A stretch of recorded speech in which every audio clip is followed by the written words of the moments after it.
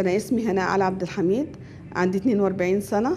كان عندي ترهلات في الثدي وحجمه كان كبير. الدكتور أشرف عمل لي العملية. كنت ما بعرفش أنام خالص من كبر صدري، فما كنتش بعرف أنام، وكان عامل لي ضيق في التنفس.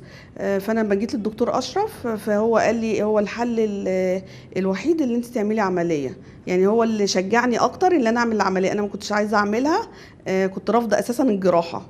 فالدكتور اشرف خلى في ثقه كده، وخلى فيا اللي انا اعمل العمليه يعني، وخلاني مرتاحه نفسيا، لان انا كنت فعلا تعبانه نفسيا.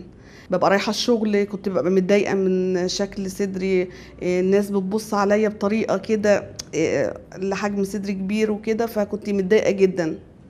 ما كانش متناسق اساسا مع جسمي، وكان مضايقني. لقيت اهتمام، ولقيت الدكتور مهتم بيا، وكان يخلي الممرضه عنده تتصل بيا وتقول لي الميعاد. وانا كنت جايه وخايفه جدا، فلما لقيت كده في العياده، ولقيت نظافه، ولقيت اهتمام، ولقيت الناس مهتميه بيا جدا، المساعد والدكتور كده صراحه يعني طمنوني اللي انا اعملها.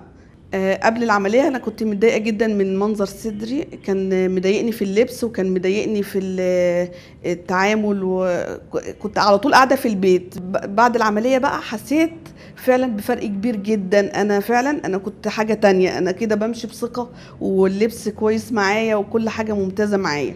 فالبركة برضو في الدكتور أشرف صراحة. واللي عايز يعمل بجد العملية ما يخافش. أنا كنت خايفة جدا، أنا كنت خايفة من كلمة عملية دي خوفاني، فانا عملتها يعني. الدكتور اشرف بسطها لي.